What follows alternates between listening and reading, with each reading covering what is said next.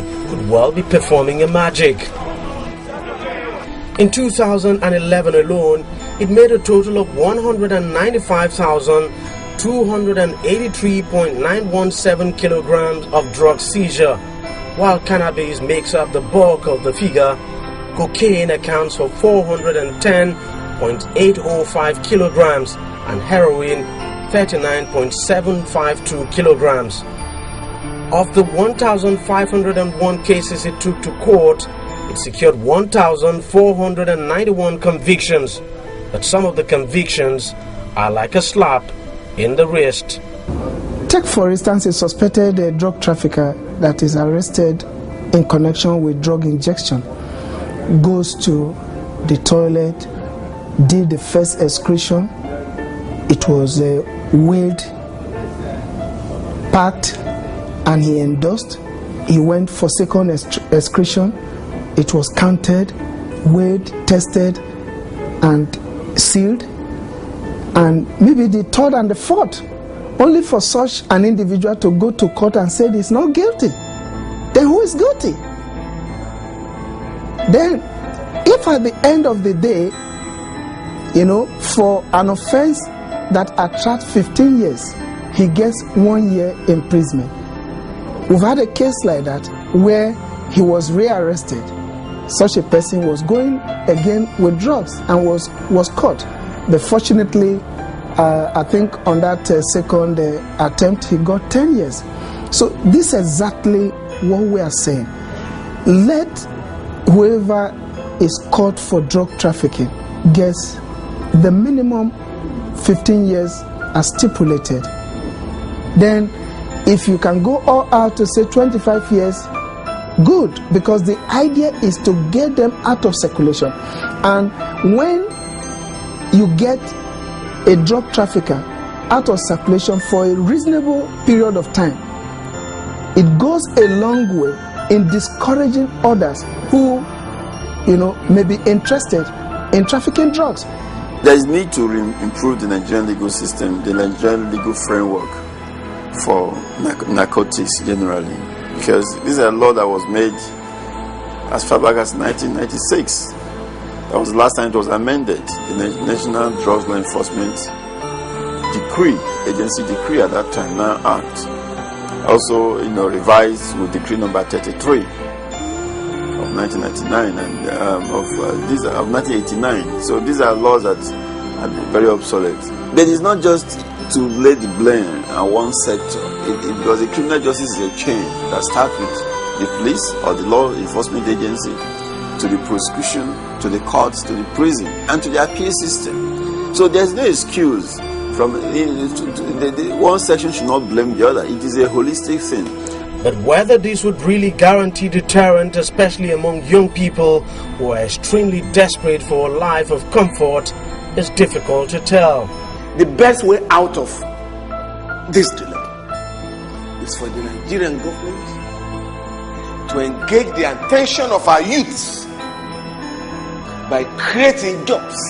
The other thing I have found extremely painful is that today in Nigeria, and I got this information from China, a leading company in Nigeria has not less than 5,000 Chinese working here and they are engaged in all manners of menial jobs. Some of them are drivers, some are cooks, jobs that can easily be carried out by Nigerians, but because labor is cheap for them, they are not engaged in trade unions, and it's easier to exploit them. So some of our some of our companies now engage Chinese, Indians, and other, Asians with a view to maximizing profits. And of course, that is to the detriment of young men and women here who are looking for jobs.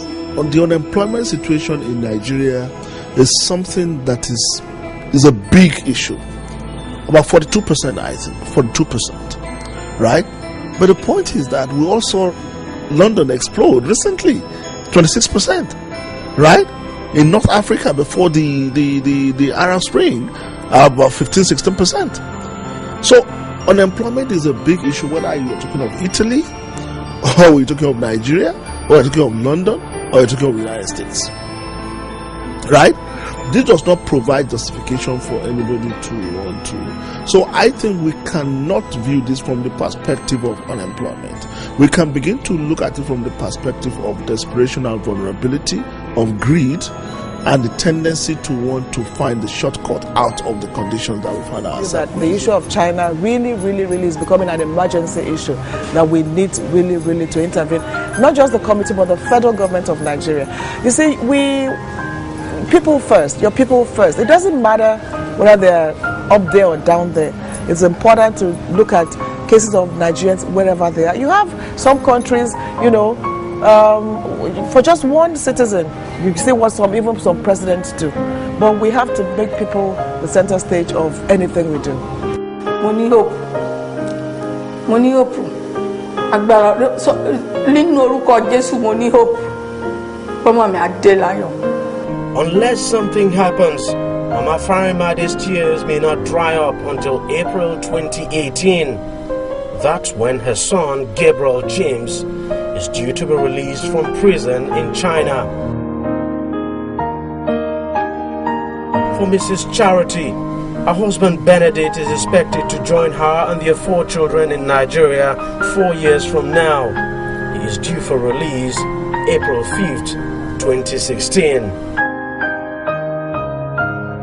Sadly, for Mrs. Dike and her 3 children, if the Nigerian government does not strike a deal with its Chinese counterpart over a possible prisoner transfer, or the Chinese government reduce her husband's life sentence, their chances of reuniting with the breadwinner of the family, Ozemena Jonathan Dike, is very slim. Do you hope to see him someday? Yes, I have the hope. I believe in God that one day he will come back. And for how long would you be willing to wait?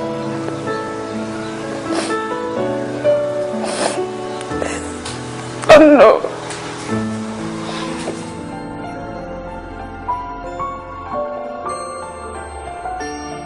We did everything we could to get the Chinese embassy in Nigeria to speak to us on this issue, but we did not succeed. At some point, an embassy staff in charge of media and political affairs asked us to send in our questions, which we did, but he later got back to us saying it was beyond the embassy of China in Nigeria to answer our questions. Senior staff of the Nigerian Ministry of Foreign Affairs we approached for interviews on this subject declined, saying they would need written authorization to do so. We waited for that authorization, but it never came. As for the hundreds of Nigerians scattered across 21 jails in China, it appears it's going to be a long walk to freedom. I am Dij Badewasi, and you've been watching Jailed in China.